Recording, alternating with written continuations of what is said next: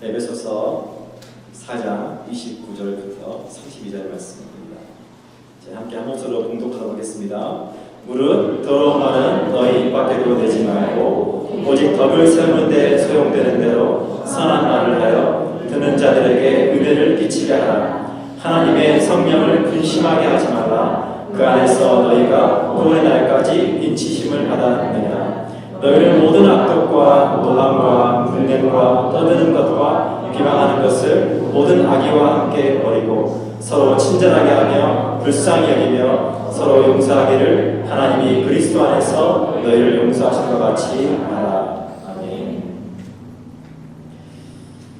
오늘 제가 함께 읽고 있는 에베소서는 사도 바울이 에베소 교회에 보낸 서신입니다. 여러분 잘 아시는 것처럼 에베소 교회는 굉장히 하나님께로부터 인정받는 교회였습니다. 요한계시록 2장 1절로 5절을 제가 읽어드립니다. 에베소 교회 사자에게 편지하라. 오른손에 있는 7뼈를 붙잡고 7 금 촛대 사이를 거니시는 이가 이르시되 내가 내 행위와 수고와 내 인내를 알고 또 악한 자들을 용납지 아니하는 것과 자칭 사도라 하되 아닌 자들을 시험하여 그의 거짓된 것을 내가 드러낸 것과 또 내가 참고 내 이름을 위하여 견디고 게으르지 아니하는 것을 아노라. 그러나 너를 책망할 것이 있나니 너의 처음 사랑을 버렸느니라. 하나님께 인정받는 에베소 교회에 하나님께서 책망할 것이 있다. 너의 처음 사랑을 버렸다. 5절입니다. 그러므로 어디서 떨어졌는지를 생각하고 회개하여 처음 행위를 가지라. 만일 그리하지 아니하고 회개하지 아니하면 내가 내게 가서 내 촛대를 그 자리에서 옮기리라. 하나님께서 우리 삶 가운데 주시는 하나님의 은혜, 하나님의 영광, 그것을 하나님께서 옮기시겠다라고 하는 것입니다. 사랑하는 여러분, 무엇이 우리의 공동체를 깨뜨립니까? 무엇이 우리의 관계들을 그렇게 깨뜨리고 그렇게 아픈 관계로 만들 겁니까? 제가 처음 캐나다에 와서 운전을 하면서 가장 생소했던 것이 스탑사인이었습니다. 운전하면서 잘 아시는 것처럼 이 스탑사인은 상호 신뢰를 바탕으로 합니다. 저 사람이 멈출 거라고 하는 믿음, 그 믿음을 가지고 제가 스탑사인에서 운전을 하는 거죠. 만약 누군가가 이 사인을 무시하고 멈추지 않으면 자신의 생명도 위험할 뿐만 아니라 누군가를 죽일 수도 있다고 하는 것입니다. 저희 가정이 이제 에드먼튼에 있는 한 병원에서 건강검진을 하기 위해서 잠시 방문을 할 때 저희가 있었던 곳은 길들이 되게 꼬불꼬불하고 막 산을 넘는데 알버타를 지나서 에드먼튼을 가니까 길들이 반듯한 거예요. 한참을 가도 길이 반듯하더라고요. 그래서 제가 이제 건강검진을 마무리하고 돌아오는 길에 이제 야간 운전을 하는데 길이 반듯하니까 제가 잠시 방심했던 것 같아요. 미처 스탑사인을 보지 못했어요. 그런데 이 구글 맵의 내비를 딱 본 순간 이 야간 모드로 내비가 되어 있었는데 반듯한 한 길에 갑자기 가로선이 하나가 쫙 있는 거예요. 앞에 교차로가 있는 거죠. 그래서 저도 모르게 놀라서 브레이크에다 발을 밟는 순간 빨간 대형 화물차가 쉥 가는 거예요. 그때 정말 놀랐어요. 죽을 뻔했구나.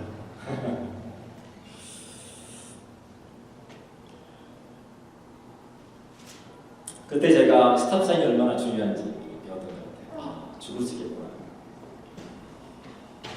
사랑하는 여러분, 우리가 성경을 읽다 보면 성경 안에 이 수많은 스탑사인들이 있습니다. 근데 문제는 우리가 그것들을 너무 가볍게 여긴다는 거예요. 우리가 그것들을 가볍게 여기고 방관하는 순간 그것이 우리의 삶을 깨뜨리고 우리의 가정을 깨뜨리고 우리의 교회 공동체를 무너뜨릴 수 있다고 하는 것입니다. 오늘 29절 이렇게 시작합니다. 무릇 더러운 말은 너희 입 밖에도 내지 말라. 31절을 보면 이 더러운 말에 대해서 조금 더 설명해주고 있습니다. 너희는 모든 악독과 노함과 분냄과 떠드는 것과 비방하는 것을 모든 악의와 함께 버리라. 그래서 이 악한 말에 대해서 킹제임스 버전은 corrupt communication이라고 표현되어 있습니다. 타락된 커뮤니케이션, 손상된 커뮤니케이션 의미합니다.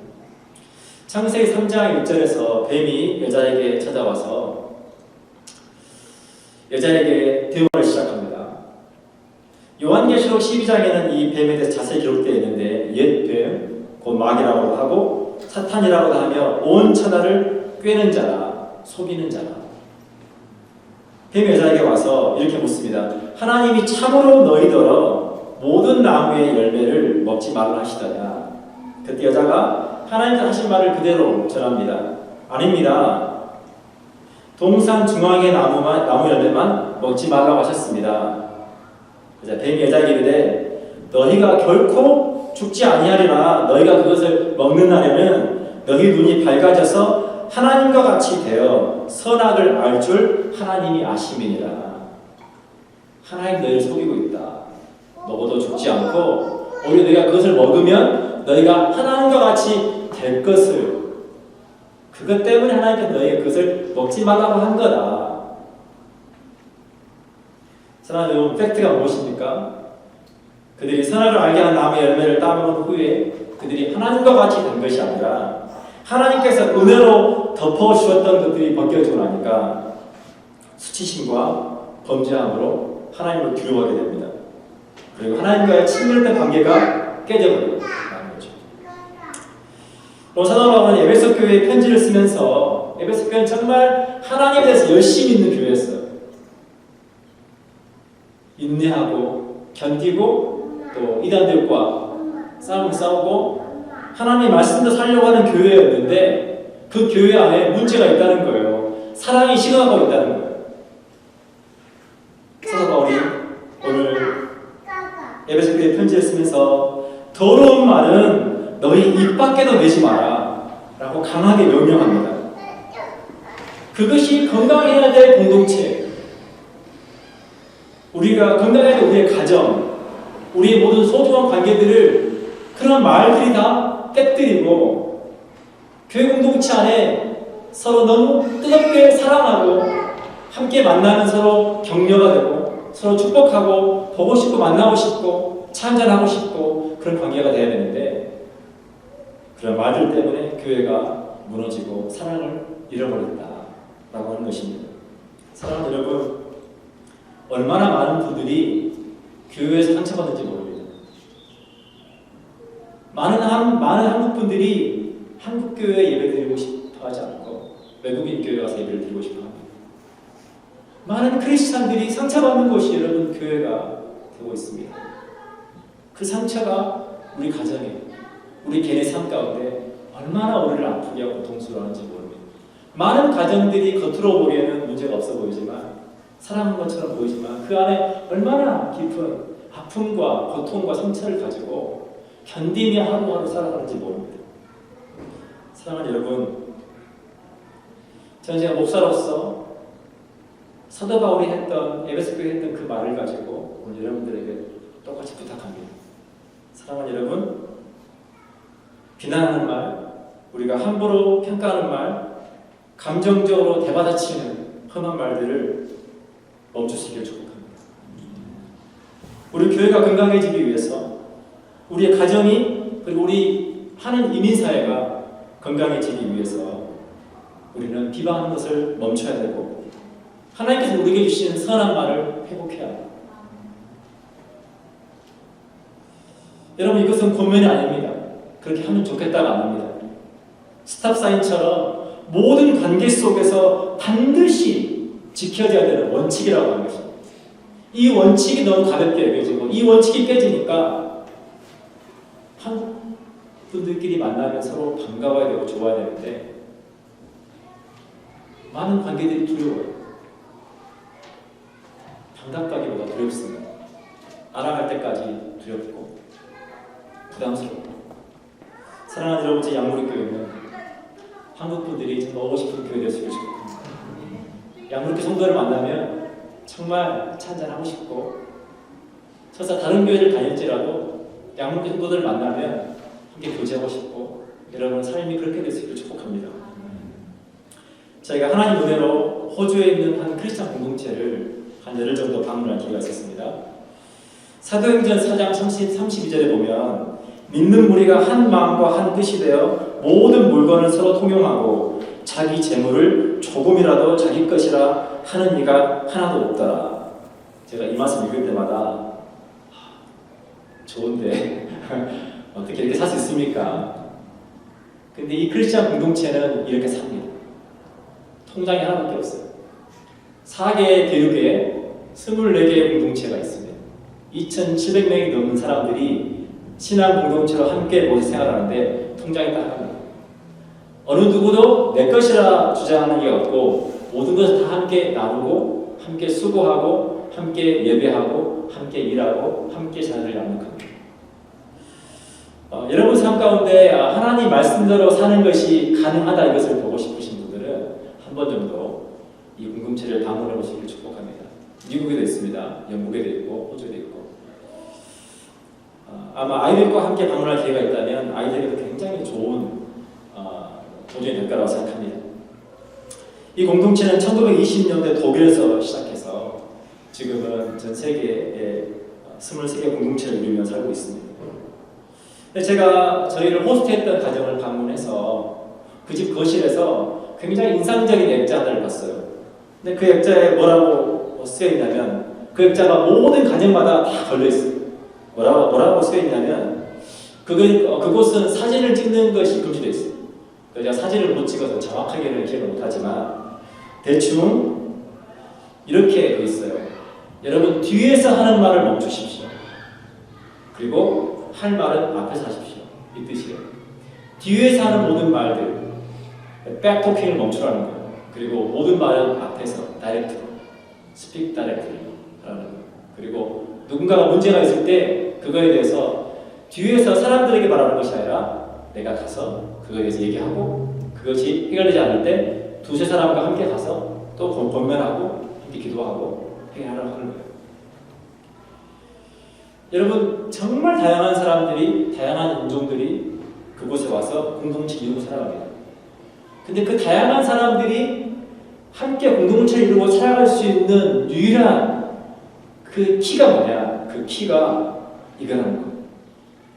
뒤에서 험담하지 않는 것, 누군가에 대해서 뒷말하지 않는 거라는 거예요. 이게 지켜지지 않으면 그 공동체가 깨지고 만다는 거예요. 그래서 각 가정마다 다 붙어 있습니다. 그냥 좋은 말을 붙여놓은 게 아니에요. 원칙이에요. 그 공동체로 살아가는 동안 반드시 지켜야 될 가장 중요한 원칙이라고 하는 거예요. 사랑하는 여러분, 이 원칙이 그분들에게 해당되는 원칙이 아니라 저와 여러분의 삶 가운데, 우리 가정 가운데 지켜져야 될 너무 중요한 원칙이라고 하는 거예요. 이게 지켜지지 않으니까 여러분 얼마나 우리가 관계 속에서 상처를 받습니까? 얼마나 이러면 아파합니까? 얼마나 많은 사람들의 관계가 깨집니까?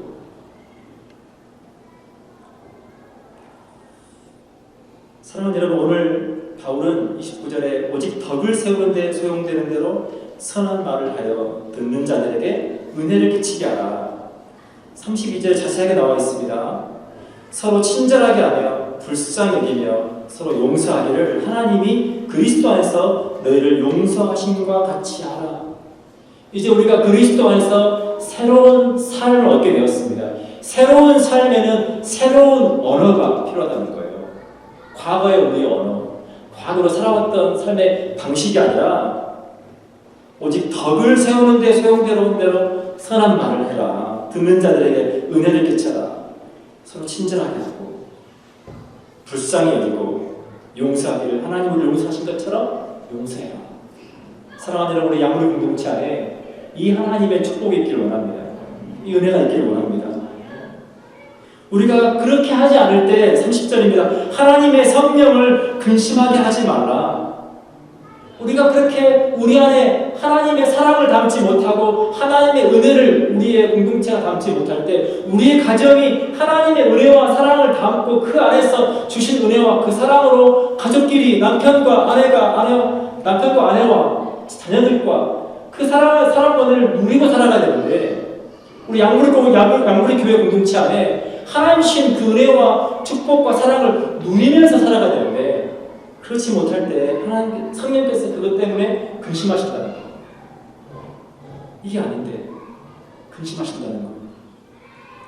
하지만 우리가 그 안에서 구원의 날까지 인치심을 받았다. 이미 우리는 새 것이 되었다라고 하는 거예요. 더 이상 그 어떤 것도 너희가 새 것이 되었다라고 하는 것, 구원받았다라고 하는 것, 너희가 바꿀 수가 없다는 거예요. 그러니 이제 우리는 우리의 삶을 바꿔야 된다는 거예요. 사랑하는 여러분, 하나님께서 세워주신 가정과 교회 공동체는 하나님의 은혜와 사랑을 담는 그릇입니다. 너무 귀한 그릇입니다.